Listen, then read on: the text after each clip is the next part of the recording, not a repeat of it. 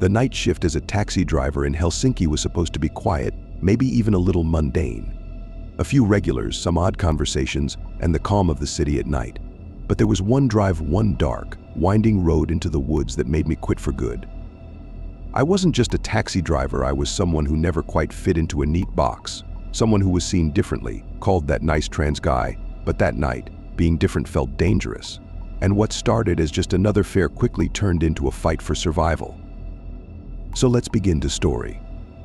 Few years ago, I worked as a taxi driver in Finland, Helsinki capital. I took only night shift hours because those paid better, had less competition, and I was already used to working at night because of my last job as a freelance digital artist. Before starting the story, I want to make things a bit more clear. I am transgender woman, but everything in this story happened before I started the physical transition from man to woman. Back then, I already looked like a boyish woman with long hair. And even though I had male taxi driver uniform, just black straight pants and simple dark blue t-shirt, people mostly called me a girl or woman. And when I told them that I was a man, they were shocked. So I eventually started using female name my family had given me, and really didn't care about being called woman since I really were not a man either. Now about the story and the ultimate reason why I quit the job. Helsinki is a very small city compared to the rest of the world's capital cities. After 20 minutes of driving to any direction, except the sea in the south from the city center, you basically already are in an area where there are forests, fields, and small towns. I usually stayed a bit further from the city center because I tried to avoid extremely drunk people, and especially people who were using drugs. During the night, I had few regulars who wanted to get to the same bar every night, and I was somewhat well known in the area because there were barely any other taxi drivers in that part of the town, and I was already known as that nice trans gay. Bit rude, but I didn't mind. I also gave discounts at the start of the night and got nice tips after bars closed. Around 3:30 a.m., a man hopped in my car at the taxi stop and asked if we could go first to his apartment and then to the address that was almost an hour of driving into the north. He also said that he can pay a little extra because of the long drive back. Taxi drivers in Finland have to get back to their area to get more customers from the taxi center. He said that he used to be a taxi driver too and knew that it would not be very profitable for me to take a long driver on a busy Friday night. So I accepted this and we took off. He asked a lot of questions before we reached his apartment.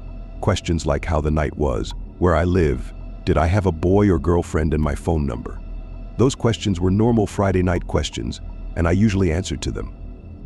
Even giving my phone number to customers was a normal thing to do, since that way taxi drivers get regulars who call straight to the driver they think is good and get discounts, while the driver gets more work and less waiting in line at the taxi stops. When we arrived at his apartment, he asked me to wait a few minutes and went inside. After 10 minutes or so, he came back, and we started the 1-hour-long drive to the final destination. Customers usually sit on the back right side spot in a car, and some come to sit next to me so they can talk better with me. When I picked him up, he sat next to me, but when he got back in after leaving his apartment, he sat directly behind me, which was really unsettling. He also didn't say anything, and when I asked for a more detailed address, he just said that he'll explain once we get closer.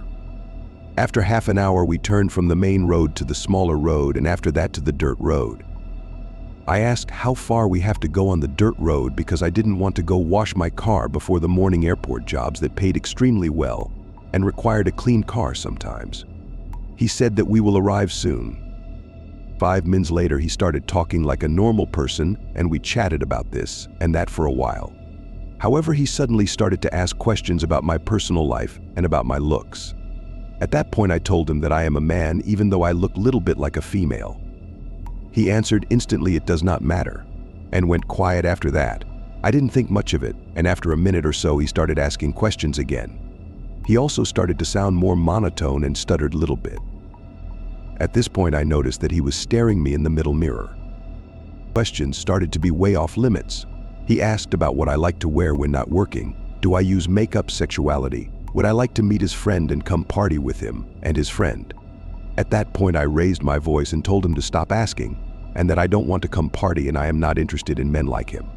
He answered with simply okay and went quiet again. After a while, he asked me to stop, And when we stopped, another man jumped in a car to sit next to me saying only hi. We were in the middle of a forest on a dirt road in pitch black darkness, only car headlights giving a small hint of the surroundings. I asked again how far more we have to go, but neither of those men answered. They just sat still quietly. When I was going to ask again, the man behind me moved forward and started speaking quietly to the other man in language similar to Russian, but it didn't sound exactly Russian. I am from the eastern part of Finland near the Finn-Rus border.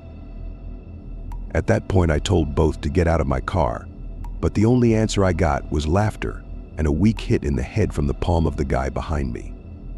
I immediately tried to reach the small help button that every taxi in Finland has. It opens the camera that has a direct link to the taxi center and starts recording video, audio, and gives every other taxi driver notification that my taxi is in need of help. However, that small button is sometimes hard to find, and especially this time, because I was not driving a taxi that I normally drove every night. I worked for multiple different taxi owners. Before I found the button, the man next to me hit me and another behind me pulled my hair. I managed to open the door, fell off the taxi head first, and kicked the man next to me in the head while falling. Both got out of the car and started dragging me in the middle of the road in front of the car. This whole time both were silent and clearly had decided ahead of time what to do to me. The man who sat behind me in a taxi held down my shoulder with his knee while I was laying on my back and took out a handgun, while another guy pulled down my pants and tried to pry open my legs. At that point I yelled. I pressed the help button and the camera took a picture of you both.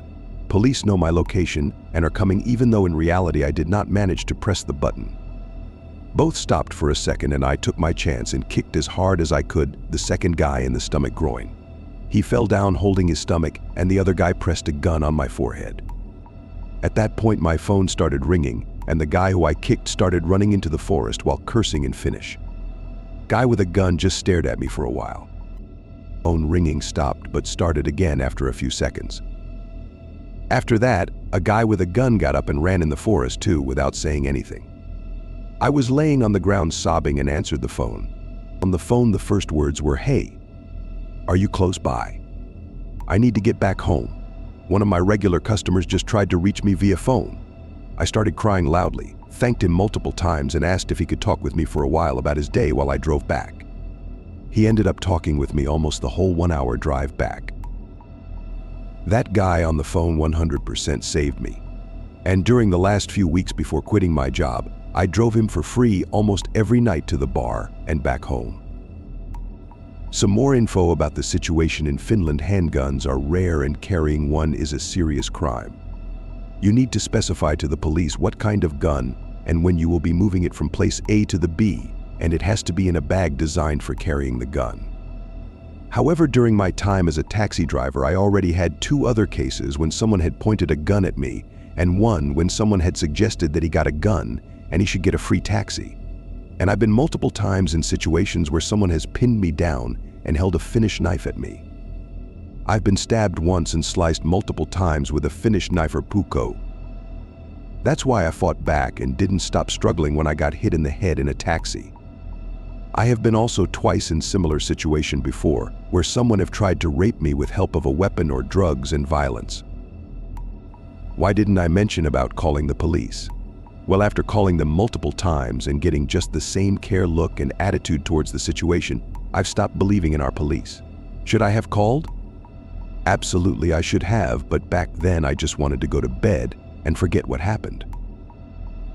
Nowadays I still avoid men unless I am with friends who happen to be men too, since I've never managed to get girlfriends because of how shy I used to be because of my struggle with my identity. And the only man who I can trust is my boyfriend.